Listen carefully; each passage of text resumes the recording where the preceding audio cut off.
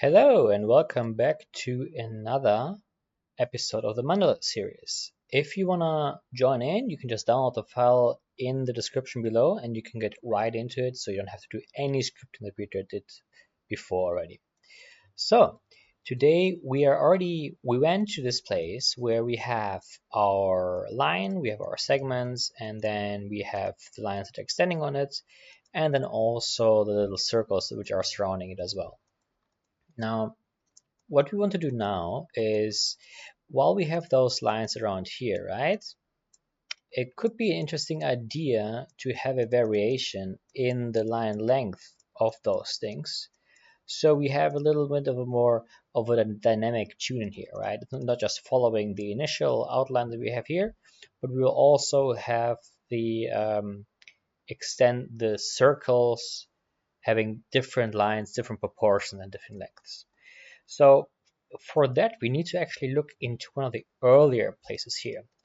So here we have the curve segment, right?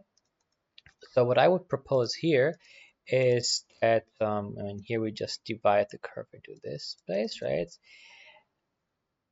Increasing or having a more variety in the direction here actually might solve this problem. So let's take a look into that. So we have our vector, we have all our lines here, and we have to do a range. We have to define, first of all, what we want to change here. So we have the direction and the length. And the length is the thing we need to change around here. So we can do this by looking at the list length that we have from the points here. And then we're going to create a we could either make it random, so we can create a random, like a random amount, or a random range between 0 and 1, let's say, and or between 0 and something else, and we will put this into the length. And as you see, with that we are creating a different length to it. We also need to look a little bit into the division here because it might make things a little bit weird in our case. We can also actually just use the initial one because we got negative, right? So we can take the negative range and that we can use as a thing. So we use the range extension as a negative as our base range here. And you see this will already give us a result like that. Now, random is a thing that we can use, obviously, but I want also to have the opportunity to use like a more flow kind of scenario. So in this case, we will first create a gate so we can distinguish between those two. So we can say, for example, false equals random, and then we do for true equals sinus.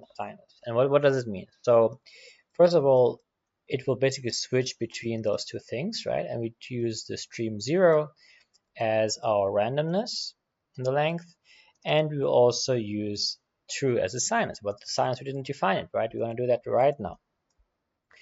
So we are going to simply create a series of the list length that we have here. So we have the counts like the same here, and the steps we actually might need to have a variation of that.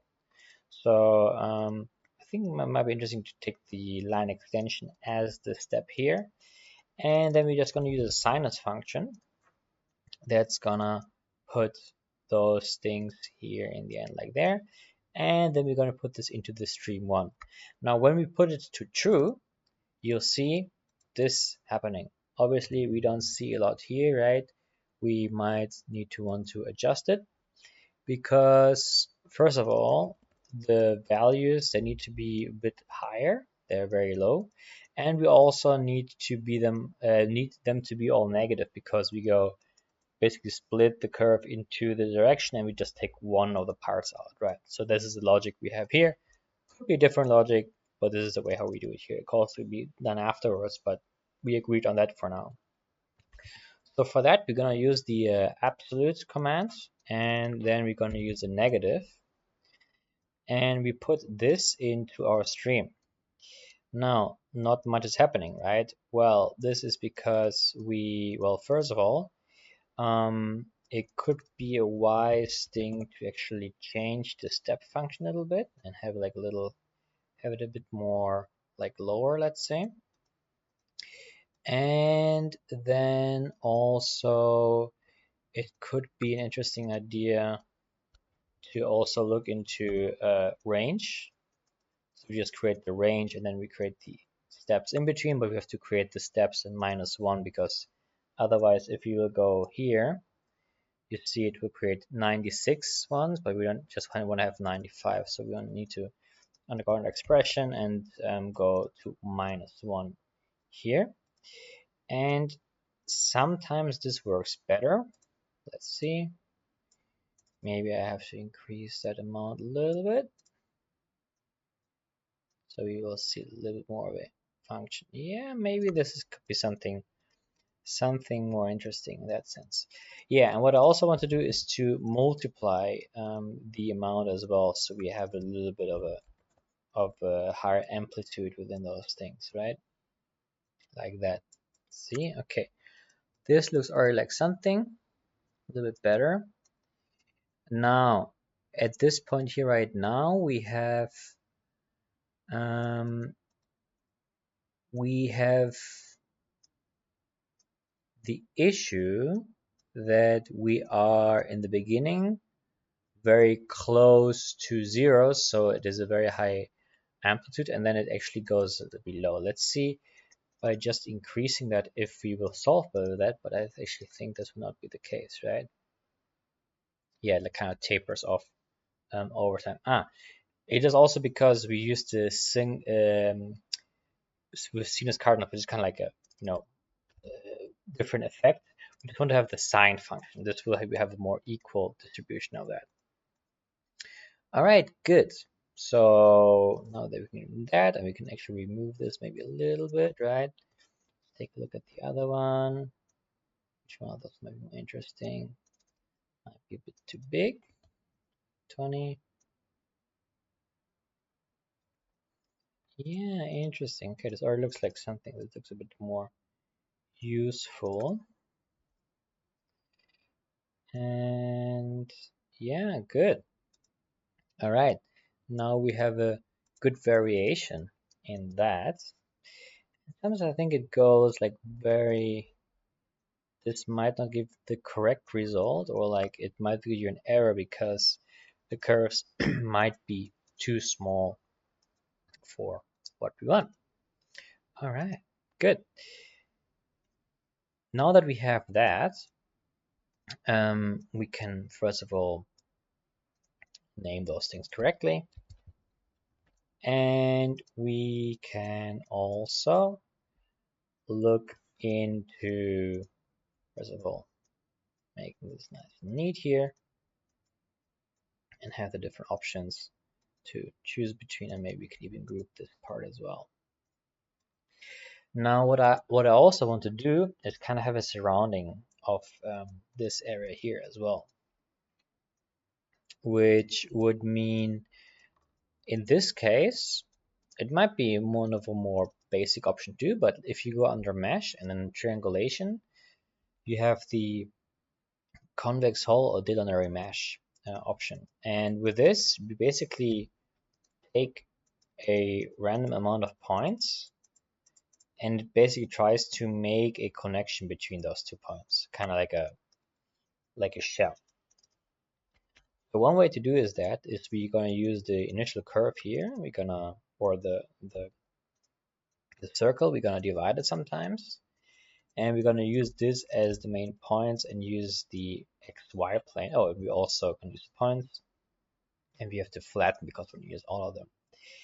And if now it creates a mesh surrounding it, right? But we only want to have the outline, so we use mesh edges, and from there we are taking the naked edges, and actually then we have the final uh, thing around here. As you see, it kind of goes around like that.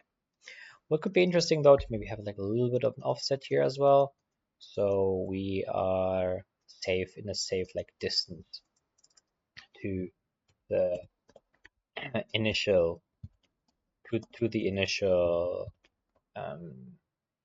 circles that we created. Yeah, interesting. Oh, and we also, as we see, we might need to want to join this curve. We have one curve that then does the thing that we wanted to do. Great, good. And I should might do them a bit around here as well. Okay, great. So yeah, this is the video so far. And the next video, we are going to extend based on this thing.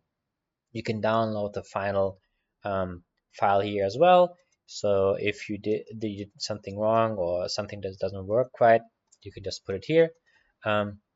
Remember to, if you don't have your own input, you can replace your own input here.